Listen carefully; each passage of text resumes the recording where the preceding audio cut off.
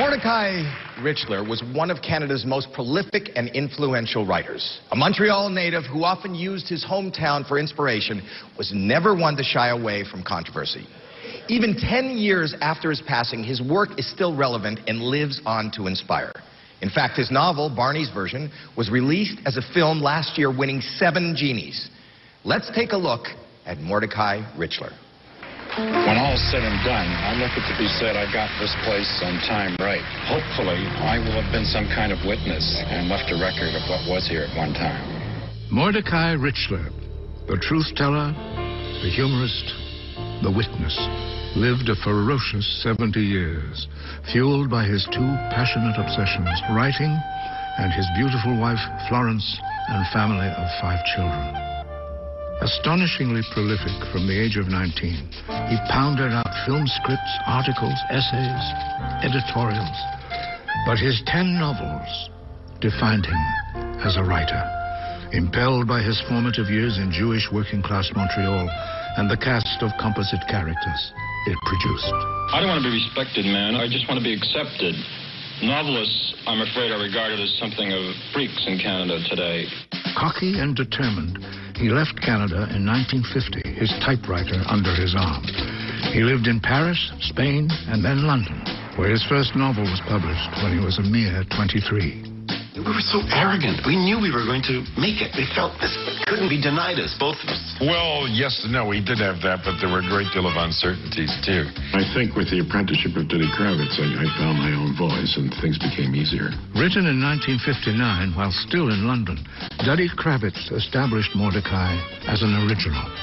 Here was an entirely new take on the Canadian experience, and it rang true.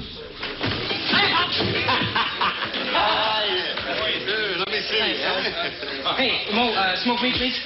In 1960, he married the love of his life, Florence Mann. One understood how complex and how extraordinary a young man he was, and with so tender a soul. So it was quite easy to fall in love with him, yes.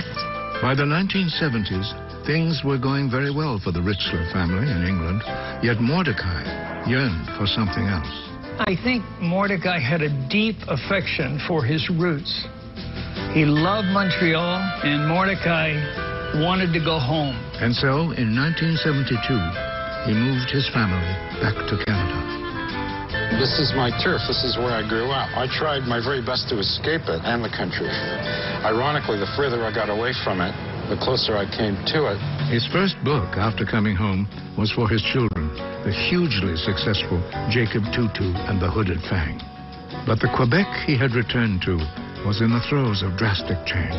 Good evening. Novelist Mordecai Richler is no stranger to controversy. I'm trying to tell the truth. I don't think that it's something that has to be in season like hockey or hay fever. I think you should be able to tell the truth at any time. He could ridicule anybody, which is the harshest form of attack. And that's, in a way, what made Mordecai dangerous and out of the box. He was always out of the box. Why does the press say I'm a Jewish writer, like Juif Mordecai Richler? What's their problem? His last novel was Barney's Version, which won him the Giller Prize. It was, in a sense, his fictionalized memoir. Mordecai Richler sent me a copy of the book a few months before publication. And by the time I finished reading the book, I knew it was one of the best books I've ever read. And it was going to be a book I was going to turn into a movie. What are you laughing at? Jesus Christ. What? No. I love you. Are you out of your mind? No, I'm bent over backwards in love with you. Miriam, I'm the heels over head. Don't be ridiculous. We just met at your wedding. It became my mission to do honor to what is his best and last novel. You're really right. There's a recognition of death, and you want to leave something. And you hope one thing, something, somewhere will last. The main purpose of satire is to make us laugh at ourselves.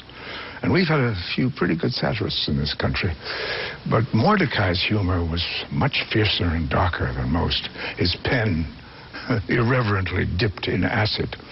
Convinced that causing turbulence would only clear the air, his war against conservatism, convention, complacency, and caution was well and truly fought. He had emerged, bursting forth from the ghetto with a dragon's wrath, pushed us against a mirror, and showed us our other side, the side that needed fixing. And at the same time, God love him, he made us laugh like hell. Canada will always need Mordecai and his ruthless honesty. I've had the privilege of knowing this crusty maverick ever since he and his serenely beautiful wife, Florence, began their own love story so many years ago. And I'm thrilled to say that Florence is with us here tonight. So, my dear Florence, may I ask you with all my heart to please come up onto the stage and accept this honor on Mordecai's behalf. It is well overdue. He has been famous for a long time.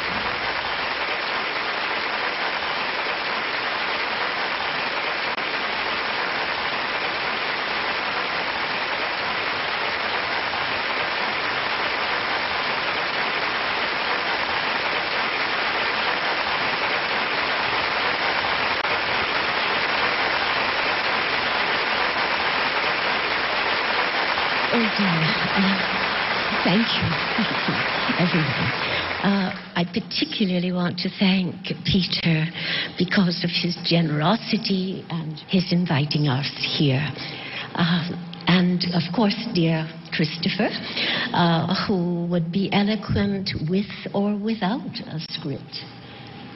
May I say, I'm one of Mordecai's 5 children. First of all, thank you, Howie. When you called Daniel Nestor a tennis slut, I was going to tell you to mind your language, speaking to my mom, and then I remembered who she was married to. But I do want to say thank you on behalf of all the family to the Walk of Fame people, and I thought that was very moving, that movie. It's quite strange as the son to see all that. But it did make me think that in this time when we have, and I don't mean to be a spoiler, but a government that relies on stirring up such enmities to win favor, I'm sorry there's not a Mordecai Richler about to keep them in check. But thank you.